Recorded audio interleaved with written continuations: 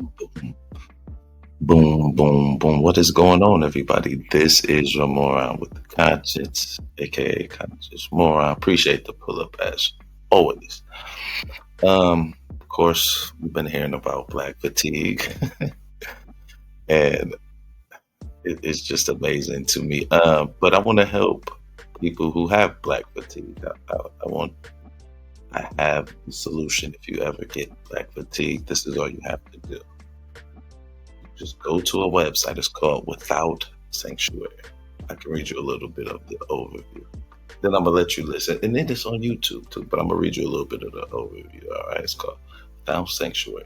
Searching through America's past for the last 45 years, collector James Allen uncovered an extraordinary visual legacy.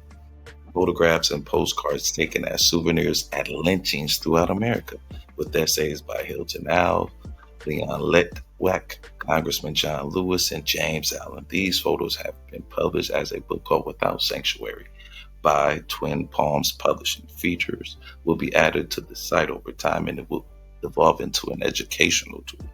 Please be aware before entering the site that much of the material is very disturbing. We welcome your comments and input through this forum selection. Experience the images as a video with a narrative by James Allen or a gallery of photos. Contact us if you know of similar postcards or photos. This is between 2000 and 2024. Hasn't been updated since then, of course, in 2025. But I want to read to you one of the photos on it because I really can't show it because it is quite graphic. But I wanted to read this one to you. And it's in like 1960. So that's less than 100 years old. Let me see if I can find it real quick. My apologies about that. It's like it is really disheartening, and then you probably won't think about black fatigue anymore when you see this. You know what I mean? It's quite anywhere, and it's all over the country, from Illinois to Oklahoma to New York to Georgia. I mean, it's throughout. And like the latest one that I found on this particular website, like I said, was in 1960. I'm trying to find it real quick. My apologies about that. Maybe I should play this while I search for it real quick.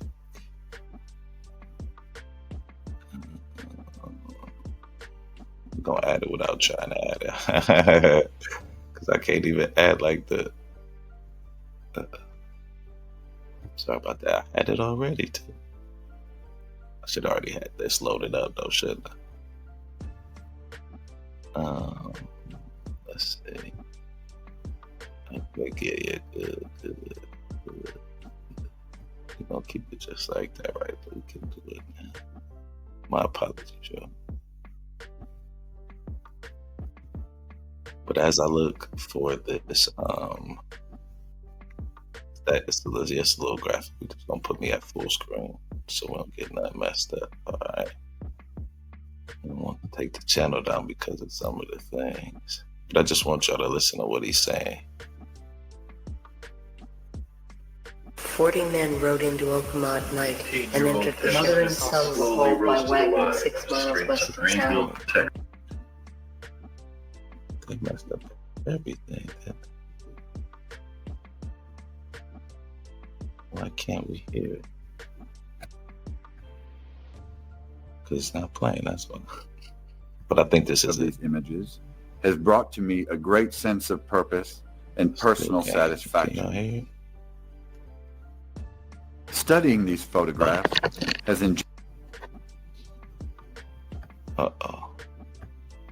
Hold on, something happened.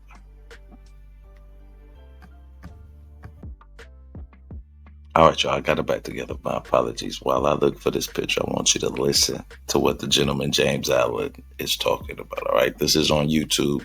Fair use, fair use. Go and check them out as well. All right. While I finish finding this picture, we're just gonna listen to a little bit of what he's saying. Okay. Can't show you the pictures. Until I came upon a postcard of a lynching, postcards seemed trivial to me, the way secondhand, misshapen Rubbermaid products might seem now. Ironically, the pursuit of these images has brought to me a great sense of purpose and personal satisfaction. Studying these photographs has engendered in me a caution of whites, of the majority, of the young, of religion, of the accepted. Perhaps a certain circumspection concerning these things was already in me, but surely not as actively as after the first sight of a brittle postcard of Leo Frank dead in an oak tree. It wasn't the corpse that bewildered me as much as the canine thin faces of the pack, lingering in the woods, circling after the kill. Hundreds of flea markets later, a trader pulled me aside and in conspiratorial tones offered to sell me a real photo postcard. It was Laura Nelson, hanging from a bridge, caught so pitiful and tattered and beyond retrieving, like a paper kite snagged on a utility wire. That image of Laura layered a pall of grief over all my fears. All right, that's just a little snippet of it. I believe the photographer was more than a perceptive spectator at lynchings. Too often, they compulsively composed silvery tableaux, nature morte. What he's talking about right now is this. Before I guess I get to the one in Georgia, I'll tell you about this one. They're literally like in the 3 pictures that they have of this particular lynching.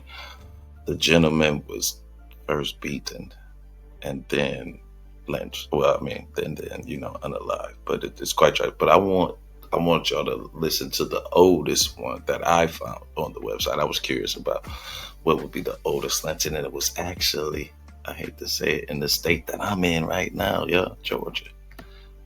I think so. It's literally a picture. I'm not going to show it, of course, of a gentleman hanging in the woods in Georgia, and I'll read you the headline. Early one morning in the 1960s, 2 young boys were cycling to a favorite fishing hole. Happened upon the scene a country prison farm trustee's dead weight hanging by the neck in a thorny bramble of Georgia hardwoods. After they reported it to the local authorities, the Georgia Bureau of Investigation's chief looked briskly at the scene and declared suicide. This photo was snapped at the investigation was closed. And this is 1960. They say this suicide. If you ever get black fatigue, you just got to go without sanctuary, and it will humble you real quick. I hate to say it, but it will. Snap you back to reality real quick.